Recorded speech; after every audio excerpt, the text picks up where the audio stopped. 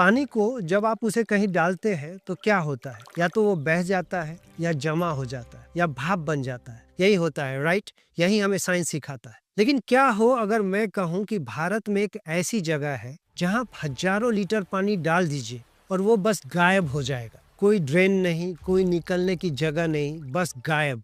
और ये तो कुछ भी नहीं है। क्या हो अगर उसी जगह पर हर 60 साल में अपने आप बाढ़ आती हो और कुछ ही मिनट बाद वो पानी भी वैसे ही गायब हो जाता हो। ये कोई कहानी नहीं, ये एक ऐसा रहस्य है जिसे मॉडर्न साइंस आज तक सॉल्व नहीं कर पाया। ये है आंध्र प्रदेश का गुड्डी मल्लम मंदिर। अब जरा सोचिए, जब किसी पुरानी चीज की उम्र पता की जाती है तो हम किस चीज पर भरोसा करते हैं? साइंटिस्ट्स और सरकारी रिकॉर्ड्स पर, है ना? लेकिन क्या हो अगर ऑफिशियल रिकॉर्ड और हजारों साल से चली आ रही स्थानीय मान्यता में 10,000 साल का फर्क हो? ये कोई काल्पनिक सवाल नहीं है, ये आंध्र प्रदेश के गुड्डी मल्लम गांव की सच्चाई है। और ये 10,000 साल का फासला सिर्फ कुछ नंबरों का खेल नहीं है, ये हमारे पूरे इतिहास की समझ को चैलेंज करता है। एक गांव तिरुपति शहर से ज्यादा दूर नहीं है, यहीं पर है परशुरामेश्वर स्वामी मंदिर। बाहर से देखने पर शायद आपको ये एक नॉर्मल मंदिर लगे, लेकिन ASI यानी हमारी सरकार का आर्कियोलॉजिकल डिपार्टमेंट 1954 से इस जगह को एक नेशनल इम्पोर्टेंस का मॉन्यूमेंट मानकर प्रोटेक्ट कर रहा है। क्यों?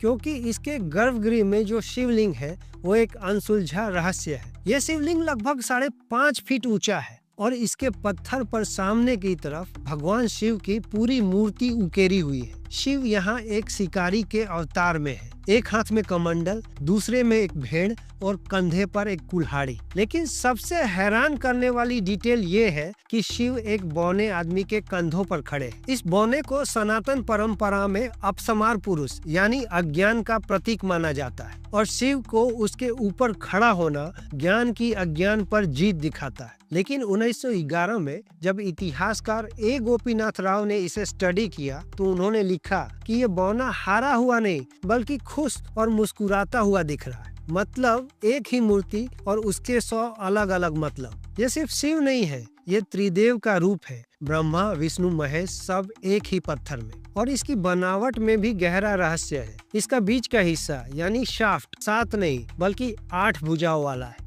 माना जाता है कि इसका स्क्वायर बेस पृथ्वी, 8 भुजाओं वाला शाफ्ट हवा और गोल शिखर आकाश का प्रतीक है। अब जरा इसकी उम्र के लॉजिक को समझिए। ASI और ज्यादातर आर्कियोलॉजिस्ट इसकी उम्र 2200 से 2600 साल के बीच मानते हैं, यानी ईसा से भी 200-300 साल पहले। ये डेटिंग क्यों? क्योंकि 1973 में जब यहाँ खुदाई हुई तो मंदिर की नींव के पास से पहली और दूसरी शताब्दी की बड़ी बड़ी ईंटें मिली जो आंध्र सातवाहन वंश के समय की है। और तो और दूसरी तीसरी शताब्दी के काले और लाल रंग के मिट्टी के बर्तन भी मिले।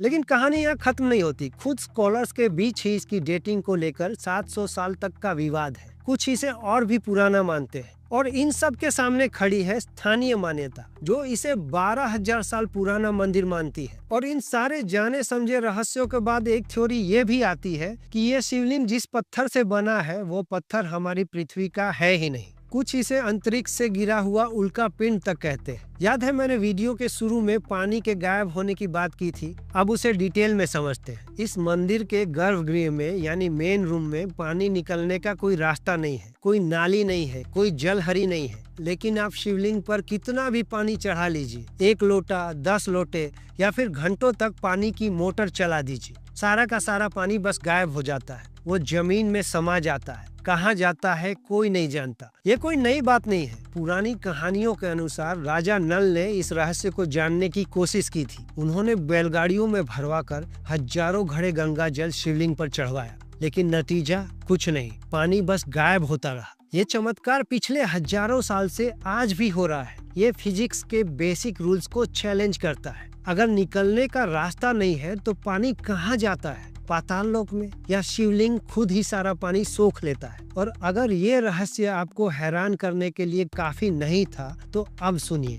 हर 60 साल में एक बार, ठीक 60 साल में इस मंदिर का गर्भगृह अचानक पानी से पूरा भर जाता है। ये पानी कुछ ही मिनटों तक रहता है और फिर उतनी ही तेजी से गायब हो जाता है। पिछली बार ये घटना 4 दिसंबर 2005 को हुई थी और इसे मंदिर के अटेंडेंट P. सिनप्पा ने मंदिर के रजिस्टर्ड में रिकॉर्ड भी किया था।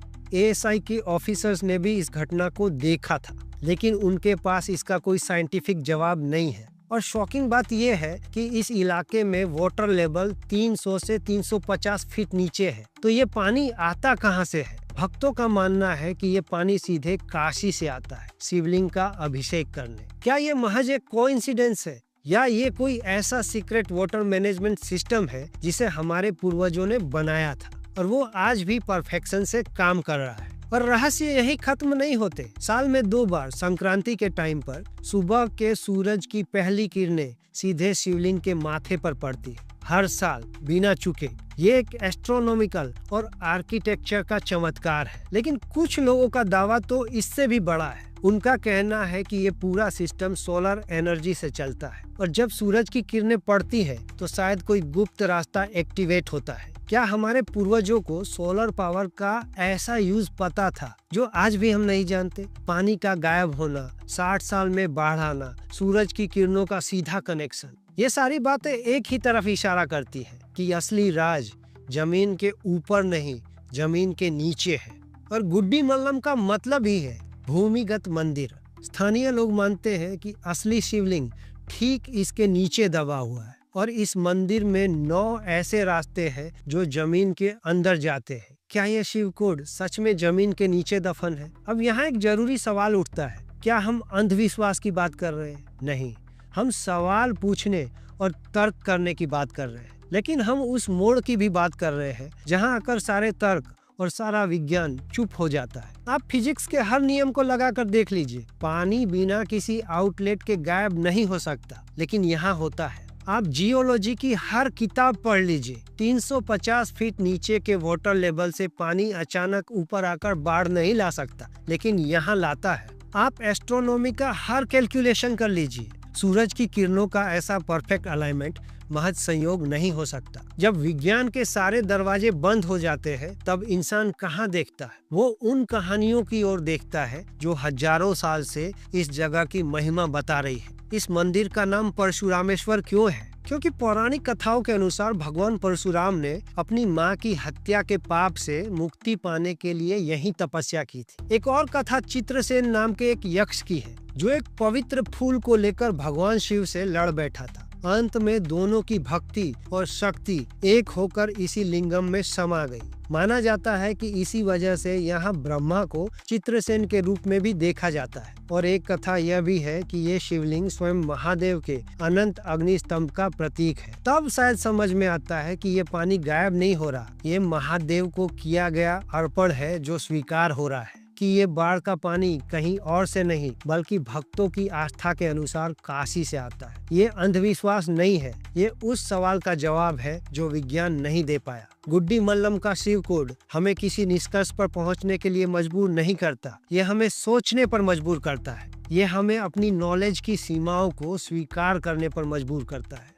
ये साइंस के विरुद्ध नहीं है, ये साइंस की करंट बाउंड्री से आगे की चीज है। ये पत्थर जो शायद शिवलोक से आया एक चैलेंज है हमारी बुद्धि को, हमारी आस्था को। सवाल ये नहीं है कि आप इस पर आंख बंद करके यकीन करें, सवाल ये है कि जब तर्क और तथ्य आपको एक दीवार के सामने लाकर खड़ा कर दे तो क्या आप उस दीवार के पार झांकने की हिम्मत करेंगे? तो चलिए इसी सवाल के साथ इस वीडियो को शिव के नाम के साथ यहीं पे समाप्त करते हैं और आपसे मिलते हैं अगले वीडियो में। हर हर महादेव, ओम नमः शिवाय।